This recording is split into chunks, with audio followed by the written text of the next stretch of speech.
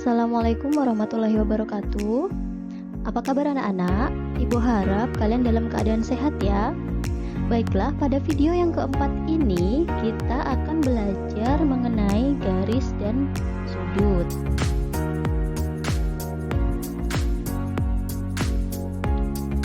Nah, yang pertama yaitu istilah titik, garis, dan bidang. Nah, di dalam ilmu geometri ada namanya istilah undefined terms. Apa itu? Nah, jadi undefined itu maksudnya titik, garis, dan bidang itu dalam ilmu geometri tidak ada definisinya ya, tidak dapat didefinisikan, tapi dapat diilustrasikan seperti ini. Nah, titik itu seperti tanda noktah seperti ini ya, hitam. Nah, ini titik. Kemudian garis. Nah, di sini ada garis G, kemudian yang warna kuning, nah itu terbatas kan? Yang warna kuning itu namanya ruas garis RS. Jadi kalau garis itu tidak terbatas, kalau ruas garis itu terbatas hanya sampai titik R dan titik S ini. Nah, ini garis G atau ruas garis RS. Kemudian bidang. Nah, bidang itu seperti ini. Misalnya ada bidang KLMN. Nah, atau ini bidang alfa ya. Di situ ada.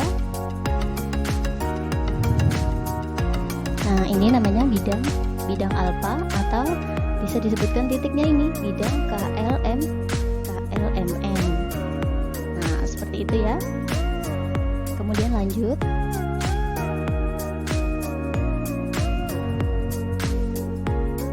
Iya, di sini kedudukan dua garis. Kedudukan dua garis, yang pertama kalian harus ketahui yaitu ada garis sejajar. Nah, contohnya pada gambar itu ada dua garis M dan garis M sejajar, memiliki arah yang sama, itu dikatakan garis yang sejajar. Kemudian ada garis berpotongan. Nah, bisa dilihat di gambar itu contoh garis perpotongan, garis P dan Q saling berpotongan gitu ya. Nah, kemudian ada namanya garis tegak lurus.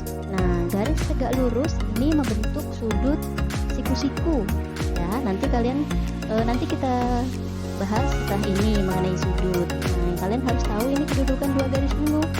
Ada namanya garis tegak lurus. Nah, garis tegak lurus itu membentuk sudut siku seperti contoh pada gambar tersebut.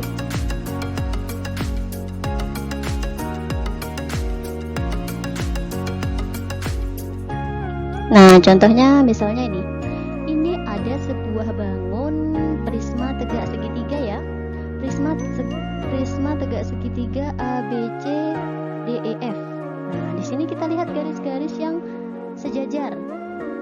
Nah, ada garis AB sejajar dengan DE ya. Nah, ini garis AB sejajar dengan DE. Ibu kasih tanda yang sama. Kemudian cari warna lain ya. Ada garis BC sejajar dengan EF. Ya.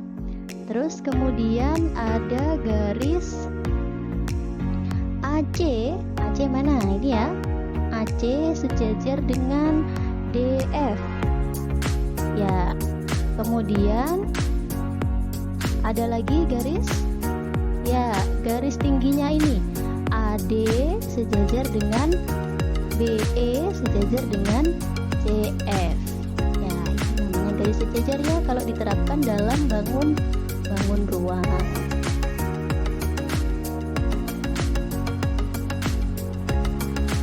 Kemudian membagi garis menjadi beberapa bagian sama panjang.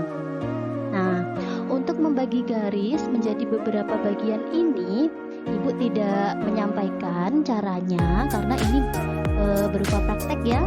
Nah, jadi nanti kalian bisa pelajari sendiri di buku kalian halaman 121 sampai 125. Nah, di sini Ibu langsung kasih contoh soalnya saja ya. Nah, contohnya seperti ini. Ini bukan segitiga ya. Ini namanya ruas garis AB ya. Ruas garis AB Di sini kita bagi menjadi dua bagian sama panjang. Nah, dipisahkan oleh titik PQ dan ini BM ya. Kemudian yang ditanyakan apa? Yang ditanyakan adalah tentukan panjangnya A. Nah, besarnya nilai A. Caranya seperti ini. Ya, kalau tentukan nilai A berarti kita buat perbandingan. Nah, MQ berbanding QA. Bisa kalian lihat gambarnya ya. MQ yang ini berbanding QA sama dengan BP berbanding PA. Kemudian tinggal masukkan nilainya. MQ-nya kita ganti A, QA-nya kita ganti 5, kemudian BP-nya kita ganti 9,6, lalu PA-nya 6. Nah, setelah ini dikali silang ya, seperti pada perbandingan di materi sebelum kemarin. Nah, kalau dikali silang berarti 5 dikali 9,6, A-nya dikali 6. Maka diperoleh 6A sama dengan 48 ya. 6 kali A sama dengan ini 5 kali 9,6 48. Jadi A-nya 48 dibagi 6, A-nya adalah 8. Jadi kesimpulannya nilai A adalah 8. Gampang ya. Nanti ada soal yang cara penyelesaiannya sama persis seperti di contoh ini. Jadi tidak usah mencari jawaban di Brainly ataupun di Google. Ya, selanjutnya kita belajar mengenai sudut. Nah, sudut ini tidak asing ya bagi kalian karena di SD kalian sudah pernah belajar. Di sini Ibu akan mengingatkan kembali dan mempelajari lebih dalam ya. Sudut itu terbentuk karena dua sinar garis yang bertemu pada satu titik.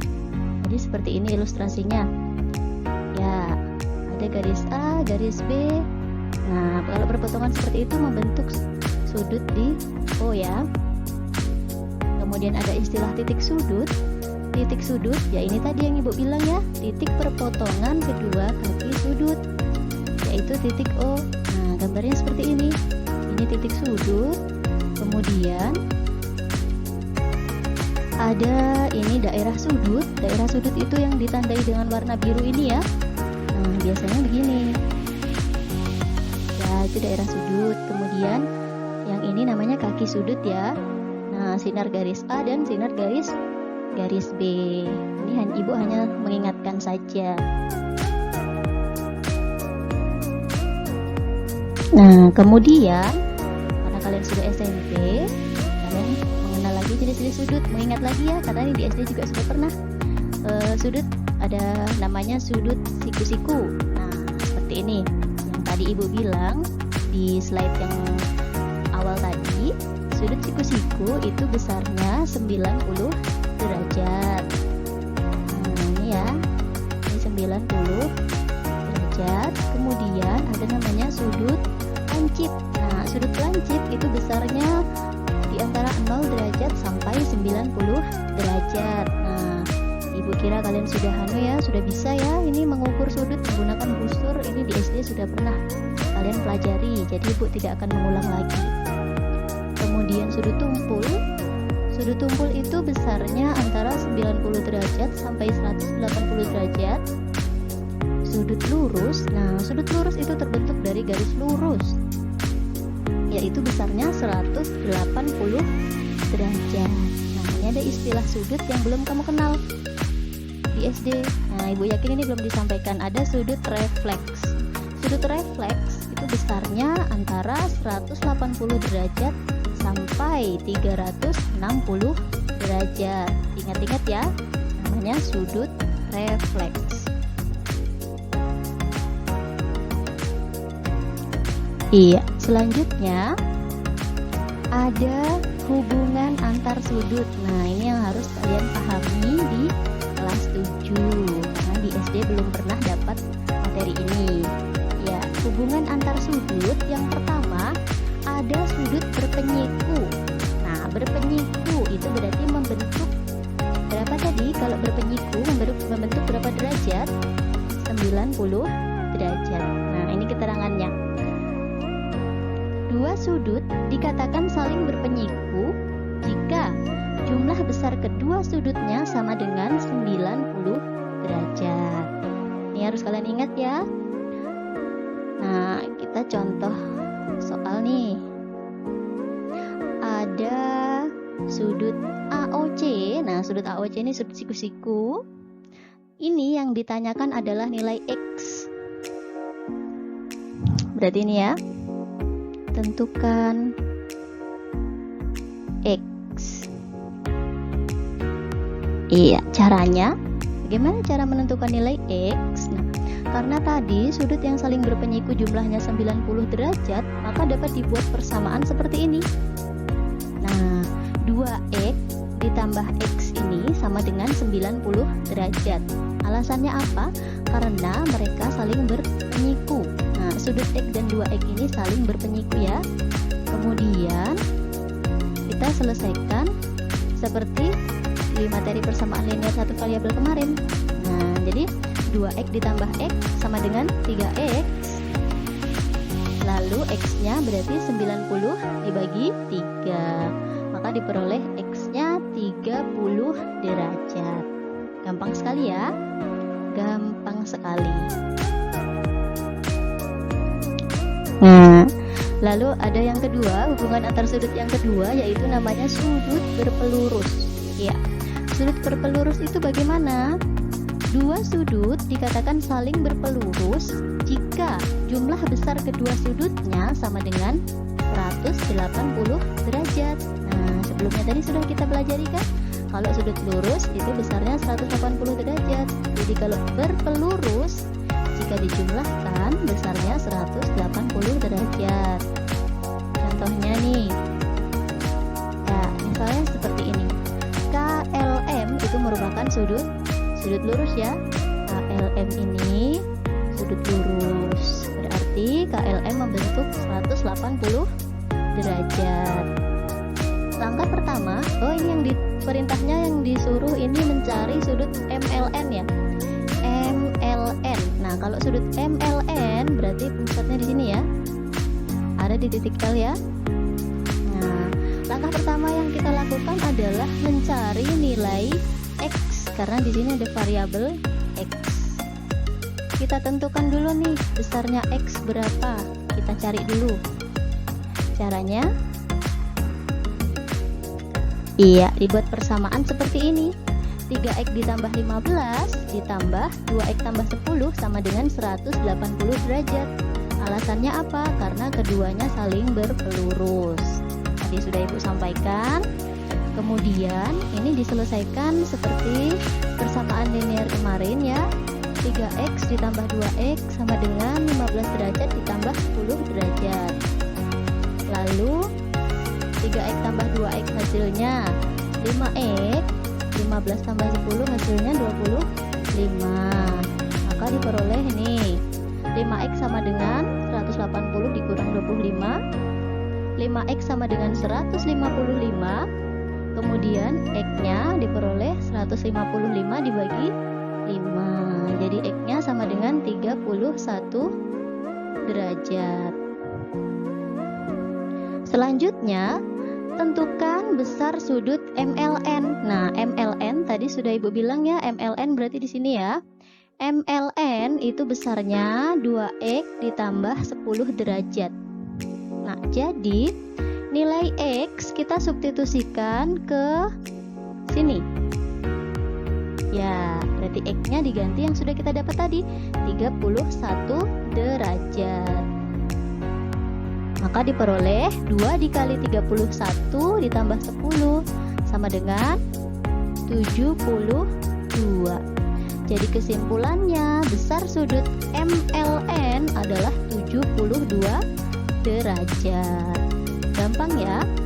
Nah, jadi yang harus kalian ingat adalah ini. Kalau saling berpelurus besarnya 180 derajat. Kalau yang sebelumnya tadi saling berpenyiku besarnya 90 derajat. Itu yang harus kalian ingat. Kemudian lanjut. Iya, ada Nih, hubungan antar sudut yang ketiga yaitu sudut bertolak belakang. Nah, seperti apa sih sudut bertolak belakang itu? Ya, seperti ini. Dua sudut yang bertolak belakang adalah besarnya sama, ya. Misalnya nih, ada garis PQ dengan garis RS saling bertolak belakang. Maka sudut yang terbentuk di sini, ya, di nomor 1 dan nomor 3 ini besarnya sama. Sudah dikasih warna sama berarti sama ya. Kemudian nomor 4 dan nomor 2 ini juga besarnya sama. Oke, perhatikan contoh soal berikut. Tentukan nilai X, Y, dan Z. Nah, caranya yang pertama kita tentukan nilai X. Nilai X ada di mana? Ya, di sini ya, 2X. Kita tentukan nilai X bertolak belakang dengan 120 derajat. Ya, maka diperoleh persamaan seperti ini. 2X sama dengan 120 derajat. Kemudian X-nya tinggal 120 dibagi 2 gitu saja. Diperoleh X sama dengan 60 derajat. Gampang ya? Sekarang kita cari nilai Y. Nilai Y yang mana? Nilai Y di sini. 3Y bertolak belakang dengan 42. Berarti dia persamaannya 3Y sama dengan 42. Lalu Y-nya tinggal 42 dibagikan 3. Diperoleh, maaf Ibu salah tulis ini ya. Seharusnya ini Y bukan X. Ya, karena nilai Y ya. Oke. Y sama dengan 14. Lalu nilai Z. Nilai Z yang ini 5Z ditambah 3 sama dengan 68. Ini saling bertolak belakangnya. Persamaannya jadinya seperti ini. 5Z tambah 3 sama dengan 68. 5Z sama dengan 68 kurang 3. 5Z sama dengan 65. Berarti Z-nya 65 dibagi 5. Maka diperoleh, iya Ibu salah ketik lagi di sini ya. Seharusnya di sini Z sama dengan 13 derajat. Gampang ya? Nah, Ibu ingatkan lagi. Jadi tadi kalau berpelurus 180 derajat, berpenyiku 90 derajat, kalau bertolak belakang sama besar ini ya. Kemudian lanjut. Iya. Yang terakhir ini, hubungan sudut-sudut pada garis sejajar. Di hubungan antar sudut itu ada 4 nanti ya. Nah, kalau pada garis sejajar bagaimana? Ini yang paling banyak jenisnya. Ada 2 garis sejajar, K dan L. Nah, K dan L ini sejajar ya. Dipotong oleh garis M, maka membentuk sebuah sudut. Bukan sebuah ya, membentuk banyak sudut. Maksud Ibu, A, B, C, D, E, F, G, H. Ada 8 sudut. Nah, ada istilah-istilahnya nih. Yang pertama, sudut-sudut sehadap. Nah, sudut yang sehadap, nih keterangannya, jika 2 garis sejajar dipotong oleh sebuah garis, maka sudut yang sehadap sama besar. Mana sih yang sehadap? Sudut A, Ibu kasih tanda merah nih ya. Sudut A sehadap dengan sudut E. Kemudian sudut B sehadap dengan sudut apa B? F ya, sudut F. Lalu sudut C sehadap dengan sudut G. Nah, yang memiliki hadap dan arah yang sama. Lalu sudut D sehadap dengan sudut H. Itu sudut-sudut yang sehadap. Diingat ya, besarnya sama ya. Berarti A dan D sama, E dan H sama, D dan H juga sama ya. Kalau A dan D ini tadi hubungannya bertolak belakang, tadi di depan tadi. E dan H juga bertolak belakang, G dan F bertolak belakang. Nah, kalau D dan H itu sehadap, B dan F sehadap. Itu istilah yang harus kalian ingat. Kemudian ada lagi namanya sudut dalam berseberangan. Sudut dalam berseberangan ini ada sudut C dan F. Nah, mana C? C dan F. Nah, yang dikasih tanda kuning ini namanya sudut dalam berseberangan. Nah, jika dua garis dipotong oleh sebuah garis, maka sudut-sudut dalam berseberangan besarnya juga sama. Ya, C dan F sama ya. Kemudian ada D dan E. Berseberangan tapi dia di dalam. Kemudian ada lagi istilah namanya luar berseberangan. Berarti kebalikannya tadi ya, berseberangan tapi di luar. Kalau tadi di dalam, sekarang di luar. Warna apa ini? Hijau ya. Nah, coba kita kasih tanda sudut A luar berseberangan dengan sudut H ya. Nah, tadi sudut H-nya belum kita kasih tanda merah. Iya. Kemudian sudut B luar berseberangan dengan sudut G. Iya. Apa sih luar berseberangan itu? Nah, luar berseberangan sama seperti dalam berseberangan tadi. Kalau dalam berseberangan tadi besarnya sama, luar berseberangan juga besarnya sama. Nah, kemudian ada ini sudut-sudut dalam sepihak. Sudut-sudut dalam sepihak. Ini bukan kasih warna merah aja ya tandanya di sini ya. Kita kasih tanda sudut C dan sudut E. Sudut C dan sudut E. Nah, sepihak tapi di dalam. Kemudian sudut D dan sudut F. Nah, di sini. Sudut dalam sepihak itu apa? Nah, jika dua garis sejajar dipotong sama kayak tadi ya. Kalau sudut dalam sepihak besarnya 180 derajat. Yaitu kalau sudut dalam sepihak. Kemudian ada istilah satu lagi, sudut-sudut luar sepihak. Nah, luar sepihak itu yang mana? Sudut A dengan sudut G. A dengan G. Nah, sepihak tapi di luar ya. Ini juga besarnya 180 derajat. Sudut B dengan sudut B dengan sudut H. Nah, ya jadi sudut-sudut yang Ibu kasih warna ini, kalau warna sama, tadi ya dilihat keterangannya di sini ya. Ini boleh di screenshot nanti diingat-ingat untuk mengerjakan soal latihan. Sekarang kita lanjut ke contoh soal. Nah, contoh soalnya seperti ini. Ada dua garis sejajar HB dan JD dipotong oleh garis FG. Ya. Ini yang ditanya apa? Tentukan nilai A, nilai Y, sudut A dan sudut E. Nah, caranya bagaimana? Caranya kita tentukan dulu yang mana ini, yang paling terdekat ini yang diketahui kan 102. Berarti di sini nih. Nih, bertolak belakang. Tadi kalau bertolak belakang besarnya sama. Jadi sudut E sama dengan sudut E ya. Karena besarnya sama berarti 102 derajat. Kemudian apalagi? Sudut A. Sudut A. Nah, ini apa namanya tadi? Sehadap.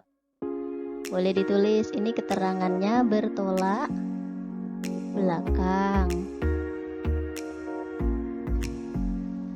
Kemudian sudut A. Sudut A sama dengan sudut E. Alasannya apa? Sehadap.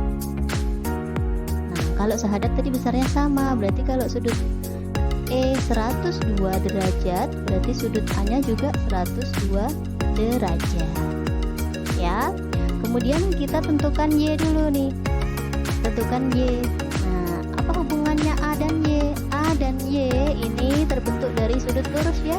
Berarti A ditambah 3Y sama dengan 180 derajat persamaannya. Karena A ditambah 3Y ini kan sudut lurus. Jadi persamaannya begini. A ditambah 3Y sama dengan 180 derajat. A-nya tadi nilainya 102 derajat. 3Y yang kita cari karena belum tahu ya. Nah, kemudian 3Y sama dengan 180 derajat dikurang 102. Lalu diperoleh 3Y sama dengan ini 180 dikurang 102 ya. Nilai Y ketemulah 78 dibagi 3. Jadi Y-nya dapatnya 26 derajat. Jadi misalnya ini kalian ketemunya E dulu, nggak apa-apa ya. Tidak berurutan seperti ini tidak apa-apa. Yang penting semuanya dijawab. Ini dikasih keterangan begini. Berpelurus tadi ya. Nah, mau dikerjakan yang belakang dulu boleh, yang tengah dulu boleh. Yang penting mana yang kalian pahami dulu ya. Sekarang kita lanjut, ada contoh soal lagi biar kalian lebih paham lagi. Nah, contoh soal yang kedua seperti ini, ada dua garis sejajar lagi, kemudian dipotong oleh satu garis. Tentukan nilai X, Y, dan Z. Caranya, nilai X dulu boleh. Nih, X dengan ini 4X dengan 80 ini saling bertolak belakang. Berarti besarnya sama. Nilai X berarti 4X sama dengan 80 derajat. X-nya 80 dibagi 4. Maka X-nya diperoleh 20 derajat. Kemudian mau cari apa ini? Y dulu apa Z dulu boleh. Nah, ini Y dulu. Y dan 80 ini tadi apa? Boleh pakai yang luar sepihak boleh. Jadi bisa ditulis ini luar ini tadi hubungannya saling bertolak belakang juga harus dikasih keterangan ya. Bertolak belakang. Kemudian nilai Y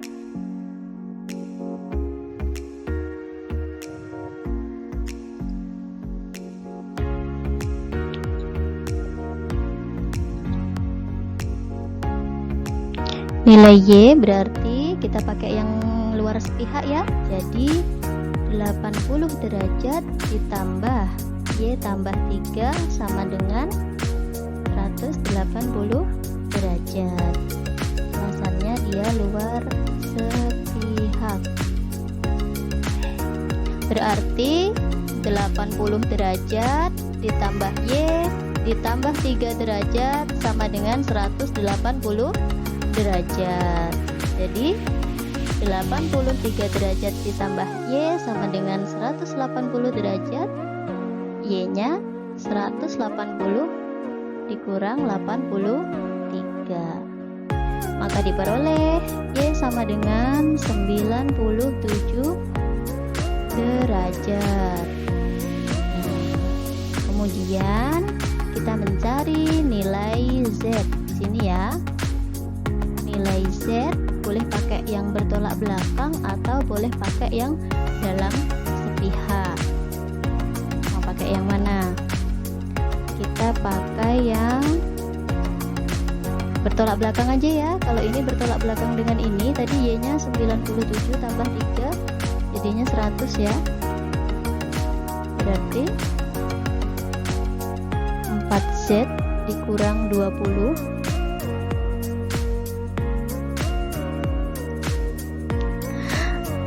sama dengan, karena bertolak belakang ya, besarnya sama. Ini alasannya bertolak belakang.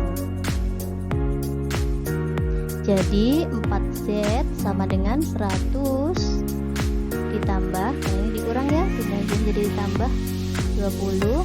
4Z sama dengan 120 derajat. Jadi Z-nya 120 derajat dibagi 4 diperoleh Z-nya 30 derajat. Misalnya kalau saya mau pakai yang dalam sepihak Bu, dengan ini 4X boleh. 4X tadi kan X-nya nilainya 20, berarti 80 ya di sini ya. Jadi kalau pakai dalam sepihak, caranya dalam sepihak tadi kalau dijumlahkan 180 derajat ya. Jadi 4X ditambah 4Z dikurang 20 sama dengan 180. 4X nya diganti 80, ini dikurang dulu. 4Z dikurang 20 sama dengan 180. Jadi 4Z ditambah ini 60 ya, 60 sama dengan 180, jadinya 4Z sama dengan 180 dikurang 60, ini 120 derajat. Lanjut ke sini, jadi Z-nya 120 dibagi 4, ketemulah Z-nya 30, sama juga nilainya ya.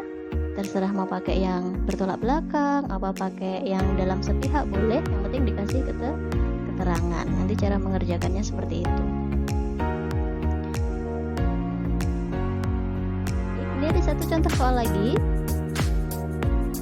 Nah, di sini ada perintahnya, tentukan nilai sudut ABC, sudut BCA dan sudut BCE. Caranya, nah, sudut ABC berarti ada di titik B ya sudutnya ya. Nah, di sini ini hubungannya saling berpelurus, berarti sudut ABC sama dengan, langsung saja 180 derajat dikurang 112 derajat. Lasernya berpelurus. Jadi hasilnya berapa? 68. Kemudian sudut BCA. Nah, ABC ini bangun segitiga. Ini catatannya. Bangun segitiga itu jumlah ketiga sudutnya adalah 180 derajat. Jadi sudut BCA sama dengan 180 derajat dikurangkan 42 derajat dikurang lagi 68 derajat, maka diperoleh 70 derajat. Ini alasannya ini ya. Kemudian yang ditanya lagi adalah sudut BCE. Nah, sudut BCE berarti di sini. Sudut BCE ini berpelurus dengan sudut BCA.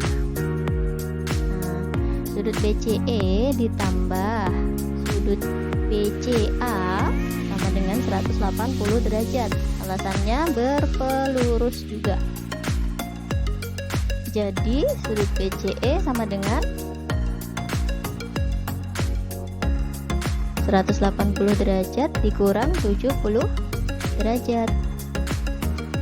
Karena BCA diketahui 70 derajat, maka diperoleh sudut BCE 110 derajat. Seperti itu ya. Jadi Ibu harap kalian bisa memahami contoh soal yang Ibu berikan ini. Iya, selanjutnya ini ada tugasnya. Nah, yang pertama sama seperti contoh soal yang tadi ya. Yang kedua juga ini tadi berpenyiku. Yang ketiga berpelurus. Nah, ini yang keempat, yang hubungan antara dua garis sejajar. Oke.